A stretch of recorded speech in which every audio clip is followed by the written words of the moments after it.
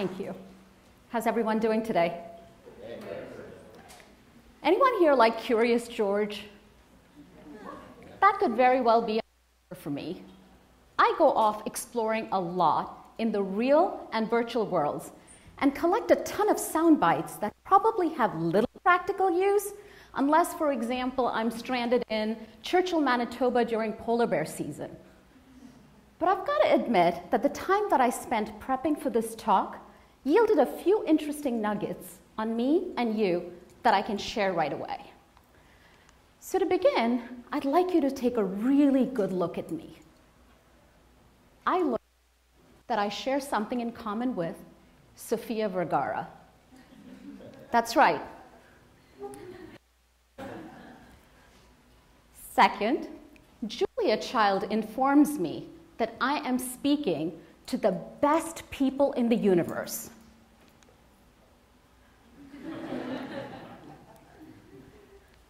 And third, I was pleasantly surprised to discover that my humble philosophy on food matches pretty closely with that of James Baird, the author of many cookbooks, but more importantly, the man who helped me perfect my deep dish pizza. So I'd like to channel Sophia's passion, Julia's guidance, and James's philosophy and take you on an adventure 5,000 miles away. I'm in Athens, Greece on vacation, having a glorious time, sampling some pretty amazing local foods, when on day 4 of the trip, my dad gets cranky and wants an Indian meal. We scurry around and find an empty restaurant not too far from our hotel and quickly go in and order the familiar. Naan, roti, dal, raita. As we hungrily dig into our meal, the manager approaches us with a smile. We ask him a question that you have probably been asked countless times in your life before. Where are you from? A simple question, but an answer that transported us thousands of miles away to a remote village in the Indian subcontinent where opportunities for someone like him with little education were bleak. He saves up money, hands it over to a few locals who promise him an abundant life in a foreign land. His dreams come crashing in the mountains of Afghanistan, where those delivering the promise disappear without a trace. Heartbreak, anguish, tears, and hunger ensue till he is able to find yet another passage. This time, traveling through the jungles of Iran before finally finding a home and place of work in Athens. The simple act of eating a meal had established a world that we had only seen through books and the media. If this story has taught you just a little bit about the power of food in connecting people, then you're starting to see my faith in food as the most beautiful, speechless language. But to get to this discovery, I had to undertake a long-term committed relationship with food that has seen me go through gratitude, companionship, anger, frustration, and of course, incredible moments of happiness. Now, I would guess that most of you are pretty private about relationships and don't like the outside world peeking in, but I have to admit I'm pretty shameless. I'm inviting you into my private world, and I'm inviting you to join me and food as we travel across cities, countries, and continents. So let's take another trip. This time I'd like you to hop on a plane and travel with me 8,000 miles to a middle-class home in Mumbai, India, where I grew up with a stay-at-home mom and a working dad.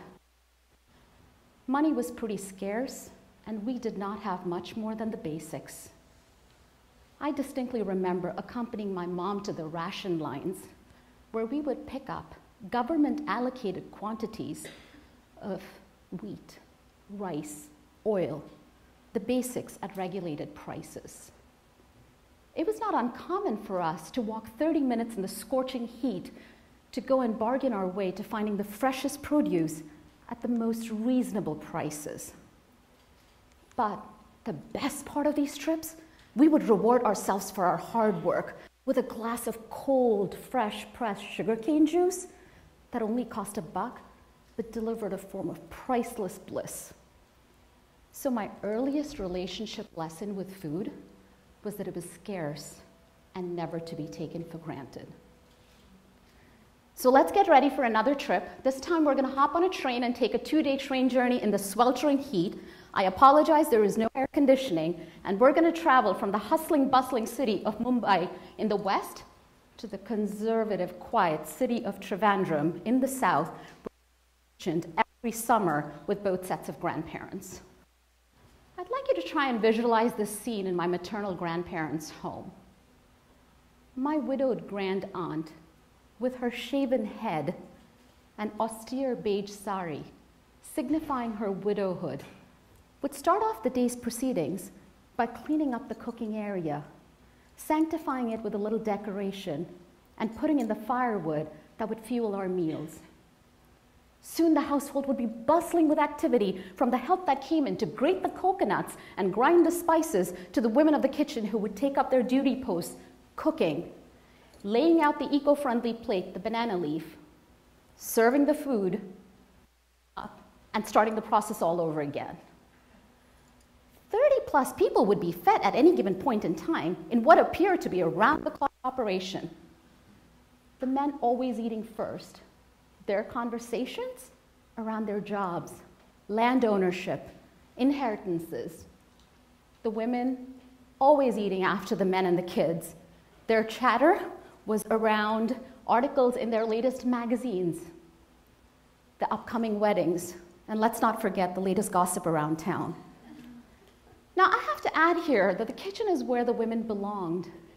Opportunities for outings were pretty limited, so the most energizing conversations of the day were around food, buying it, preparing it, cooking it, and packing it for anyone who was undertaking a long train journey. Now, this is where I picked up my second relationship lesson, that food was absolutely instrumental in bringing people together. Now, this was little consolation to someone who was bored out of her mind doing nothing all summer long.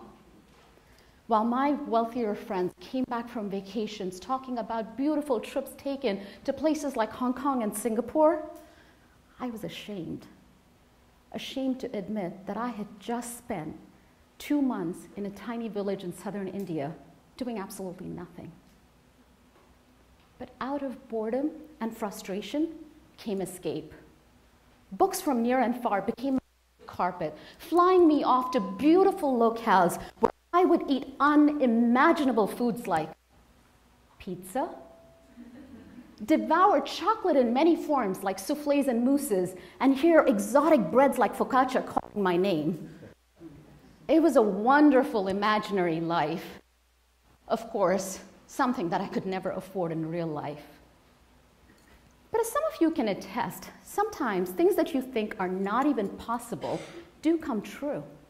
And poof, just like that, I found myself 8,000 miles away on campus in one of the most culturally diverse cities in the world, Washington, D.C. Now I was scared and intimidated about striking up conversations with people who looked so different from me. Clad in my salwar kameez, I sat in the campus cafeteria, smiling awkwardly at students as they walked with their lunch trays. They all had friends, I didn't. And this is also where I experienced a strange juxtaposition of abundance and scarcity. Growing up, food had been scarce, but here I was surrounded by a sea of food, but hardly any choices for a vegetarian like me. I was angry about the move and with food. And that was till I made my first friend. I bumped into Marcia in the campus bookstore. We got talking, realized that the two of us were studying management, and soon thereafter, she invited me over for a traditional Easter meal at our house. There I went, clad in my traditional Indian garb, Marcia and Jake completely delighted to see me. And that's when I entered their kitchen and spotted it. The spice rack. It was filled with all these exotic spices that I had read about in my books, But here it was staring at me in the face. I started getting a little nervous about the meal. But I remember having absolutely the bestest time painting Easter eggs.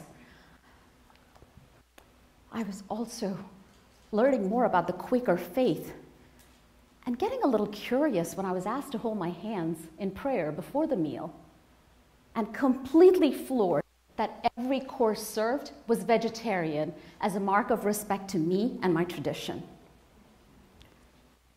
Let's fast forward a bit. I started gaining confidence, and I started wearing Western clothes. I still had my bindi on, if you notice in the picture. I got a part-time job in the library, but most importantly, I met the first Greek person in my life. Marge Ardropoulos introduced me to the wonderful world of Greek food, which got me thinking about our shared sensibilities and approaches to preparing foods. As I sampled spanakopita for the first time, I said, wait, the Greeks have their samosas too? As I ate moussaka, I could have sworn that the Greeks and the Indians got together to develop this grilled eggplant dish. And you know what? Let's not even get started with baklava. That has since then become an addiction for life. Slowly but surely, first through school and then through work, I started meeting and eating meals with people from far-flung corners of the world. I was taken aback by our similarities. The Ethiopians, they ate their wat and injera with their hands. The Vietnamese, they slurped down their pho. And the Persians, they had bread and rice similar to our naan and pulao. I was surrounded by people who looked nothing like me and yet completely identical to me. Regardless of our backgrounds, we all appear to share something in common. Wanting to get together with our loved ones, eating amazing meals, and of course, sharing stories infused with healthy doses of laughter. My companion food was being a pretty amazing partner through this journey of discovery and growth. Now, not only did food provide for some great ways to build friendships, it also provided for some amusing moments within family. Let me ask, does anyone here like Krispy Kreme donuts? Okay. So as newlyweds with hardly any money, the joy of coupledom took on completely new meaning with the discovery of Krispy Kreme crullers. We would start off each morning devouring a couple with a few glasses of orange juice. But alas, that shared beautiful joy of newly wedded bliss came crashing down as we both discovered significant weight gain in our first year of marriage. When we had kids, we swore we would be a little different than other parents out there. First child syndrome. And we would teach our kids to appreciate taste from their culture and beyond. So when my friend Diane came over for our favorite deep dish pizza meal, and my child in a high chair was clamoring for a taste, there I went instinctively, taking the tiniest sliver of the pizza and sticking it on her tongue, and her eyes lighting up like I had served the universe on a platter. We soon realized that parenting from and to the gut was not a bad idea. Something that would help us many years later when our children traveled, when meeting new people or eating new foods was never a source of fear. It was always an adventure to be enjoyed. I have lost count of the number of precious moments I have shared with food, but it's been a pretty amazing journey since those early days when we had just enough to get by. The abundance of food in the United States has certainly enabled me to use food as my platform for creativity and chronicle my journeys on social media. I'm sure many of you would agree in the room that you're not living life unless you have adequate followers on Instagram, Facebook, and Twitter, and are surrounded by likes every single day. But that's just the veneer. Dig a level deeper, and what I've been able to do with food is to pull friends, acquaintances, relatives into a tighter circle, a universe more precious than anything money can buy. And last, but not the least, as I have had the good fortune of traveling to 6 out of the 7 continents, food has often played a pivotal role in enabling me to connect with strangers who don't share my attire, my language, or nationality. And one example stands out above all else as the perfect example of how you can meet someone who is a complete stranger and leave feeling totally enveloped by love just through the simple act of sharing food. And for this, I invite you to take one final trip with me. I'm warning you, you're going to encounter altitude sickness as we travel to the mountains of Tibet, where I'm vacationing with my girls. We've been touring monasteries and temples, and honestly, are a little tired. Our guide promises us this would be the last stop in our journey. He really wants us to meet 2 female monks who have been meditating in silence. As he takes us into a cave, 2 elderly monks come out to greet us, the broadest smiles on their faces with their wrinkles lining up to their eyes. They beckon us to come in and sit, and as we do, they hold our hands and smile some more. Slowly, they will do 2 things that will forever remain the example that we share when we talk about faith in mankind. They ask us to come closer, and as we do, the elder monk slowly parts a dark curtain to reveal a shrine dedicated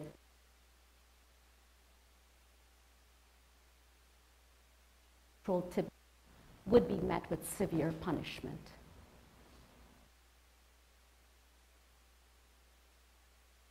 Turn to our seats. The elder monk thrusts something really hard into my hands. It is a small, hard loaf of bread, probably something that would sustain them for a few days. And here they were, giving it to us as a mark of respect, love, and blessing. We broke up the bread and put it to our mouths, realizing that the moisture was coming from our tears. Food has enabled me to go places and meet people beyond my wildest dreams and establish a legacy in my kids. A legacy that no matter who your friends are or acquaintances are, there is nothing more precious than inviting them over for a warm meal where they come for the food, but keep returning for the warmth it generates in their hearts. So, as I continue my adventures with my trusted companion food, I ask you to think of your next meal as more than just a means of sustenance or joy for the taste buds. I ask you to think of food as the most powerful tool that you have at your disposal. Not once, not twice, but multiple times a day, a tool that you can deploy with no prior permission to connect with people across race, religion, ethnicity, and nationality. Think of food as the most beautiful, most powerful, speechless language. A language that seeks to bind. A tongue that a leading restaurant is using in London to find refugee women in the kitchen. A language that a cafe in Mumbai is using to employ youth that neither can speak nor hear. And a leading consultancy in the United States is using to create spice boxes with familiar smells for refugees coming into the US. In every single instance, food being the language that is being used to create a world that is more similar and different. A world, power of sharing, far overshadows that of hatred and differences. Thank you.